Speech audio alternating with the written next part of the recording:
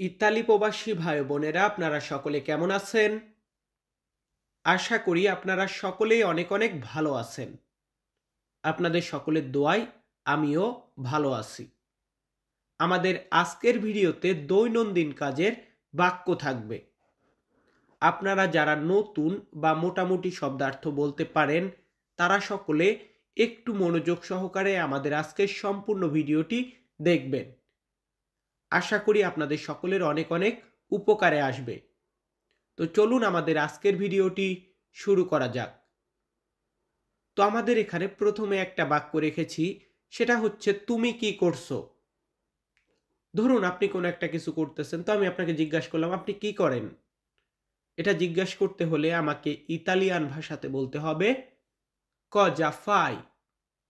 কজা phi মানে তুমি কি করছো। এখানে কজা মানে কি, ফাই মানে তুমি করতেছো এমন কিছু বোঝায়।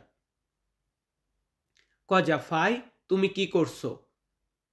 এখন আমি বললাম আমি কিছু করছি না, মানে আমি কোনো একটা কিছু করতেছি না।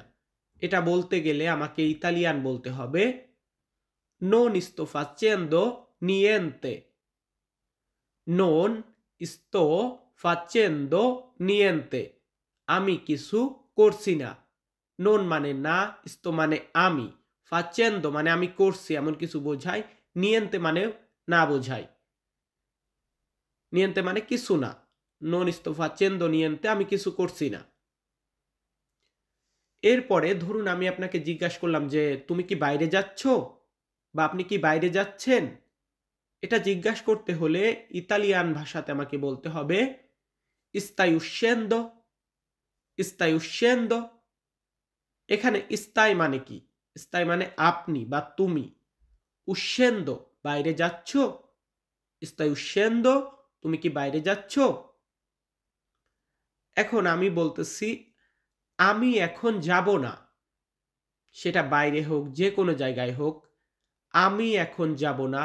এটা বলতে গেলে আমরা ইতালিয়ান ভাষাতে বলবো ওরা non ci vado। ওরা non ci vado আমি এখন যাব না। ওরা non ci vado খুব সহজ। ওরা মানে এখন, non ci vado আমি যাব না। তো ভিউয়ার্স আমরা এখন দ্বিতীয় ধাপে এসেছি। আমাদের এখানে প্রথম বাক্যটি আছে সবাই এখানে আসবে। সবাই এখানে আসবে এটা বলতে গেলে আমরা ইতালিয়ান ভাষাতে বলবো তুত্তি verranno qui। তুত্তি মানে সবাই, verranno আসবে, qui এখানে। ধরুন কয়েকজন মিলে এখানে আসার কথা, তো এখানে এটা হচ্ছে qui। তুত্তি মানে সবাই, verranno মানে আসবে, তুত্তি verranno qui সবাই এখানে আসবে।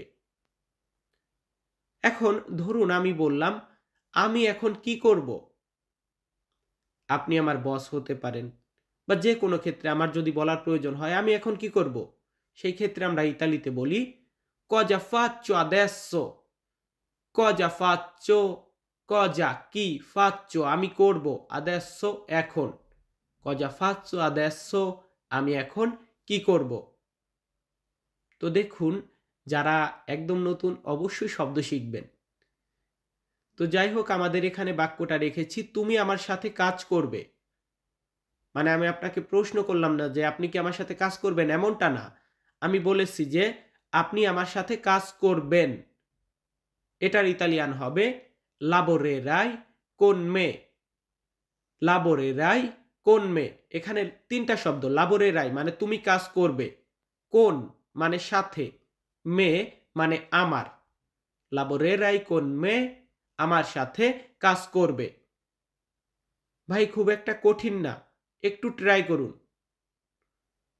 তো এরপর ধরুন আমি বলতেছি আমি এই কাজ চাই। আমি এই কাজ চাই এটার ইতালিয়ান হবে voglio questo lavoro। voglio আমি চাই, questo এই, lavoro কাজ। voglio questo lavoro আমি এই কাজ চাই।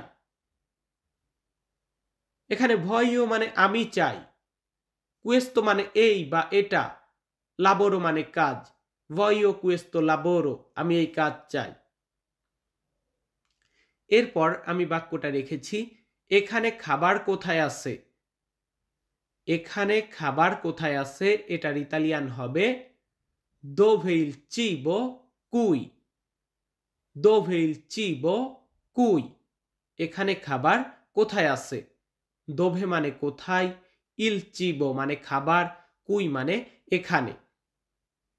তাহলে দোভে ইল চিবো কুই মানে কি বলুন তো, এখানে খাবার কোথায় আছে। এরপর ধরুন আমি আপনাকে বললাম যে ধরুন খাবারটা ঠান্ডা হয়ে গেছে, ওভেনে দিয়ে গরম করতে বলতেছি, বা যে কোনো ক্ষেত্রে গরম করার ক্ষেত্রে আমি বলতে পারি যে রিস্কালদারে ইল চিবো, রিস্কালদারে ইল চিবো মানে তুমি খাবারটাকে গরম করো। রিস্কালদারে মানে তুমি গরম করো। আমার সাথে বলুন কি মানে তুমি গরম করো।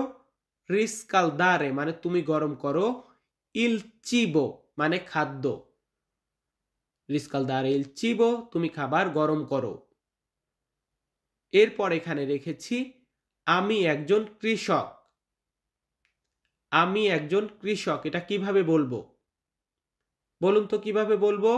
আমরা বলবো সুনো উন কোন্তাদিনো, সুনো উন কোন্তাদিনো।